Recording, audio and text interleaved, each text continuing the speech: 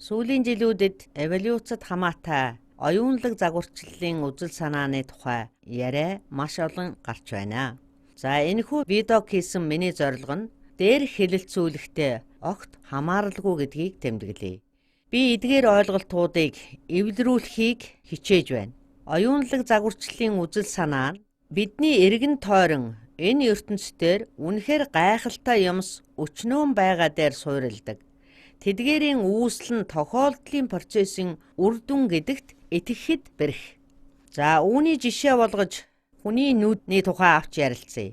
Нүд гэдэг энэ эрхтэн үнэхээр бидэнд багтал төрүүлдэг, бидний эргэн тойрон орчлонгийн юмсыг бидэнд хүртээж байдаг маш чухал эрхтэн буюу маш чухал биологийн төхөөрөмж юм. Түүний гайхалтай юм хийх чадвартай гэж бүү нэрлэл. Бидний нүд янз бүрийн орон зайд байгаа зүйлийг нүдний торлог үрхэвчдээр зөв фокуслаж маш их багтаамжтайгаар орчлонгийн олон өнгө дүрсийг бидэнд мэдрүүлдэг. Үнэхээр багталтай, байглаас бидэн заяасан онцгой эрхтэн буюу био төхөөрөмж билээ. Энэ бүхэн тохиолдлын процессын үр дүн байж чадна гэж юу гэсэн аргументэд хүрч байна. Зорилго маань нүдний эволюцийг хөөцөлдөх явдал биш билээ. Би энд эволюц ба байгалийн шалгарал гэж багахан тэмдэглэл хийх гэж байна. Надад байгалийн шалгарал гэсэн томьёолол илүү таалагддаг ба энэ бол идэвхтэй процесс гэсэн үг биш. Олон сая жил үргэлжилсэн байгалийн шалгарал нь янз бүрийн хэлбэрийн нүдний хувилбаруудыг бий болгосныг бид эргэн тойрноосоо харж болно. Үнэн хэрэгтээ бүх баталгаанууд нь хүний нүд бол төгс боловсронгүй биш, түүнд хувьсэл өөрчлөлт байнга явагдаж байдаг. Жишээлбэл зарим хүн ойрын харалган, зарим нь холын харалган байхад өөр нэгд нь нүдний шилний үл тохирооноос болсон астигматизм болж хараа нь улам бүр муудах, эсвэл болор цайх буюу катаракт өвчин үүсэж болно. Ингээд бидний нүдэнд маш олон янзын өөрчлөлтүүд гарч болно. Энэ бүхэн нүд бол төгс боловсронгүй биш гэдгийг харуулж байна. За би үүнийг мөхөл доройтлоор нь биш, зөвхөн хувьсэл байж болно. Гэсэн ч бидний нүд бол жинхэнэ биологийн сонгодог гоц урлал мөн гэж хэлэх гэж байна. Хүн бүрийн нүдийг харахад маш олон янз шүү дээ. Далайн ёроолын загсанд зөвхөн гэрлийг мэдэрдэг энгийн бүдүүлэг нүд байдаг бол гэрэл ба дулааны их үүсвэртэй зэрэгцэн өөр юм байна уу үгүй юу гэдгийг ялгаж харж чадна гэж үү? Спектрийн нөгөө нэг төгсгөл нь хараа. Энэ чадвараар хүнээс ч илүү амьтад байгаль дээр зөндөө олон. Зарим шувууд шөнийн амьтад харанхуйд юм харж чаддаг. Эдгээрийг бид шөнийн хараатай гэж ярьдаг. Жишээ нь муурын овгийн бүх амьтдын нүдэнд гэрэл ойлгох давхраа байдаг тул тэд харанхуйд маш сайн харах чадвартай. Зарим шувууд маш холын зайнаас буюу маш их өндрөөс юмыг харж чаддаг нь хүн бидний харах чадвараас ч илүү юм. Ийхүү төгс төгөлдөр нүд гэж байгаль дээр алгаа. За одоо бид теологийн тухай ярилцъя. Хэрвээ та нараас миний видео хичээлийг үздэг бол намайг шашнаас аль болох хөндөй байхыг хичээж байдгийг мэдэж байгаа. Хэрвээ та бүхэн бурханд итгэдэг бол би ямар нэгэн байдлаар энэ маргаанд аль нэг талд нь орж тэрч байтугай бурхан шашинд хүндэтгэлгүй хандахыг хүсэхгүй байгаагаа хэлхийг хүсэж байна. Ер нь хүний нүд бол дотоод сэтгэлийн толь гэдэг шүү дээ. Энэ нь их ач холбогдол бүхий зүйл. Өөрөөр хэлбэл хүмүүс бид төгс биш гэдгийг ойлгох хэрэгтэй. Мөн бид хамгийн сайн буюу хамгийн ухаалаг байгалийн бүтээгдэхүүн учраас бүхнээс хүчтэй буюу төгс төгөлдөр амьд бисийг бүтээж болно гэж бодож болох юм. Гэвч энэ нь надад тэрхүү төгс амьд биеийн үн цэнийг улам бүр бууруулж байгаа юм шиг санагдаж байна. Та бүхэнд би өөр нэг жишээг дурдъя. Түүнийг инженерийн сэтгэлээр харж тайлбарлахыг хүсэж байна. Эволюц бол тохиолдлын процесс гэж энэхүү видеогоор хэлхийг хүсэхгүй. Бүх зүйл өөрийнхөө жамаар л явагдаж байна. Ямар ч бурхан байхгүй гэдэгтээ эвлэрцгээе. Яриа энэ тухай биш. Үнэн хэрэгтээ би шууд эсрэг байртай байна. Бурхан хаасайгүй байж, Бурхан бүхнээс хүчтэй гэдэг нь Бурхан аливаа тодорхой тусгай хэсэг бүрийг бүтээдэг гэсэн үзэл бодолтой нийцэхгүй. Бүр цаашлбал бидний эргэн тойронд харж байгаа дутуу дулмаг зүйлс, ялангуяа шалгарлын дүнд янз бүрийн хувилбарууд үүсдэг. Бид зөвхөн нүдний тухай төдийгүй бас вирусын тухай, халдварт өвчний тухай ярих хэрэгтэй. Өнөөгийн бидний харж байгаа ДНХ-гийн дараалал бүрийг Бурхан төлөвлөж байдаг гэдгийг хүлээн зөвшөөрөх болно. Харин нүд бол ДНХ-гийн дагалдах бүтээгдэхүүн. ДНХ нь өөрөө хэдэн тэрбум аденин, тимин, гуанин, цитозин гэсэн хос суурьуудын дистаралсан утаслагаас тогтдог гэдгийг бид бүхэн мэднэ. Тэгвэл бид энэхүү дистаралл хэрхэн бүтээгдсэн тухай наривчлан ярих ёстой. ДНХ-гийн зарим дистараллд хог гэж нэрлэгдэх зүйл байдаг ба энэхүү хог гэдэг үгийг хашилтанд авч байгааг та анзаараарай. Энэхүү хог үхий ДНХ-гийн үлэмж хэсэг нь бүдүүлэг вирусээс олон үе дамжин удамссан байна. Миний хувьд бүхнээс хүчирхэг гэдгийг онцлон тэмдэглэхийн тулд наад зах нь энгийн ба хасах зарчим дээр үндэслэсэн системийн тухай ярих хэрэгтэй мэт санагдана. Энгийн ба хасах зарчим дээр гэж бичье. Ийхүү байгалийн шалгарал ба бидний ДНХ дэх өөрчлөлт буюу мутац нь физик химийн хуулиуд шиг эдгээр суурь хуулиуд дээр маш нарийн зүйл бий болж бүтээгддэг. Ийм үзэл санааг эволюц тайлбарлахдаа гариг ертөнц асар уудам хийгээд энэ нь энгийн зарчим дээр суурилсан маш нарийн нийлмэл бүтцийг бүрдүүлсэн болохыг харцгаах болно. Эволюцийн онолын ярьж байгаа энэ асуудал маш чухал бөгөөд урам зориг өгч байгаа нь эргэлзээгүй.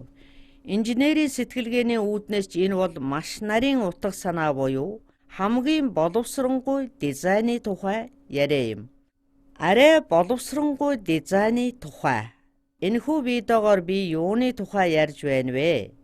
Хэрвээ та Бурханд итгэдэг бол би хэний ч талд орох гэсэнгүү. Хэрвээ Бурхан гоо сайхан, эцэс төгсгөлгүй сүр хүч юм бол энэ нь физик химийн хуулиуд, байгалийн шалгарлын тухай үзэл ойлголт үргэлжлэнэ л гэсэн үг. Өмнөх видеогоор байгалийн шалгарлын талаар би ярьсан. Энэ үнэн хэрэгтээ эрүүл утга санаатай нийцэж байгаа.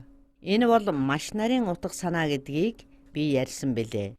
Энэ нь маш өндөр түвшний бүтцийн бүрдэл бүхэн өөрийн онцлогтой бүтээлээсээ илүү өндөр түвшин.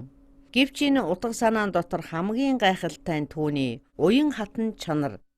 Хэрвээ хүнд нөхцөл үүсвэл зарим хувьслууд илүүтэй үлдэж мөн хөгжил хизээ зогсохгүй. Аль ч үед хамгийн төгс төгөлдөр дээд түвшин байдаг гэж хэлж болохгүй. Өөрийн хувьсан өөрчлөгдөж буй орчинд улам бүр сайн зохилддог. Энэ бол миний ойлголтоор илүү боловсронгуй санаа. Би бүх цэгийг дээр тавихад энэ санааны мөн чанар нь оюунлаг загварчлалын тухай бидний төсөөллийг өндөрсгөж буйд оршноо. Байгалийн шинжлэх ухаан буюу математикаас зарчим нь илэрдэг өөр нэг жишээг авъя. Миний санаанд орж буй шилдэг жишээ бол фрактал. Нилээдгүй нэртэй фрактал болох олон тооны Манделбротыг та нараас олон хүн үзэж харсан. Тэд итгэмээргүй маш нарийн Манделбротын фракталын аль ч хэсгийг ихсгэж болно. Өсгөлт буюу хэмжээ нэмэгдэхийн хэрээр хэ угалз хязгааргүй нарийн болох учраас түүнийг судалж барамгүй. Гэвч хамгийн сайхан нь хамгийн их мушгираа эргэлт. Энэ бүхний ганцхан тэгштгэлээр бичиж болно. Бүр энгийн тэгштгэлээр ч болно. Энэ Z, дараагийн Z, өмнөх Z-ийн квадрат дээр нэмэх нэгтэй тэнцүү. Би оюунлаг загварчил ба эволюцийн тухай ярьж эхэлсэн. Намайг гинтхэн фракталд яаж аваатсан гэж та асуувал би тайлбарлая. Хоёр зураач байна. Нэг нь энэхүү тодорхой фракталыг зурхаар шийдсэн. Энд би бороор зурна. Харин энд цэнхрээр тойргийг бусад тойргуутай зэрэгцүүлэн зурж байна. Тэр мундаг зураач гэж та нар үзв үү? Хэрвээ энэхүү фракталыг та хэн нэгэнд 300 жилийн өмнө үзүүлсэн бол танд энэ бол маш чимхлүүр ажил гэж хэлэх байсан. Илүү нарийн ширээнийг нь төсөөлөх боломжгүй. Учир нь хээ агуулз үнэхээр маш нарийн. Өнөөдөр бид түүнийг энэхүү энгийн тэгшитгэлээр бүрэн бичиж болно гэж мэдэж авлаа. Фрактал ингэж бүтжээ. За энэ маш том талбай. Бид 0-оос эхлэе. Өршөөгөөрэй. Нэмэх 1 биш, нэмэх c. За одоо засъя. Бидний тэгшитгэлд нэмэх c. Комплекс хавтгай дээрх цэг бүхэн 0-оос эхлээд c тоонд харгалзах энэ цэгүүдийг аваад үргэлжлүүлээрэй. Энэ тоон дээр нэмэх квадрат нь тэг гарна. Энд тэмдэглэл. Дараа нь гаргасан тоогоо квадратаар аваад нэмэх комплекс тоо процесс давтагдана. Дахин давтаарай. Зарим тоотой төгсгөлгүй үргэлжлүүлж болохгүй. За хараар тэмдэглэсэн энэхүү тоонууд эдгээрийг Манделбротын олонлогийн хэсэг гэж үздэг. Энэ том юунд хязгааргүй үргэлжлүүлж болох тоонуудыг бид хязгааргүй тэмүүлж байгаагаар будая. Ийхүү энд хязгааргүй гоёмсог нарийн хээхвар бий болно. Хэрвээ ямар утга санаа нь их нарийн, ямар нь илүүц болохыг шийдэе гэвэл үүнийг инженерээс асууж болно. Миний бодлоор энэхүү санаа нь хамгийн нарийн. Учир нь энд энгийн ба гой ганган тэгшитгэл байна. Тийм утга санаа хэсэгчлэн гинжлэгдэхгүй. Тэр нь доод түвшин дээр байгаа мэт оршдог. Үзэл санааг бүтээхэд түүний утга санаа энэ жишээн дээр сайн харагдаж байна. Магадгүй энэ видеонд би шинжлэх ухаанаас нэлээд холдсон байх. Метафизик үзэл ба гоо сайханд хэтэрхий их анхаарсан байж магадаа. Би энд эдгээр хоёр аргыг яаж эвлэрүүлж болох вэ гэсэн өөрийн үзлийг дэвшүүлэхийг хүссэн бэлээ. Эволюц түүний тохиолдлын шинж чанар нь бурхан байхгүйг батлахгүй. Гэсэн ч би энэ асуултанд төлөө, эсрэг гэсэн хоёр хариултын алийг ч аваагүй. Энэ нь минийхээр бол бурханы илүү төвөгтэй санаагч илэрхийлж байж болох юм. Дахин тэмдэглэхэд би хэнийг ч дайлж доромжлохыг хүсээгүй. Би ердөө энэ видео бичлэхдээ өөрийн үзэл бодлыг л дуугарахыг хүссэн бэлээ. Дараачийн видео хүртэл баяртай.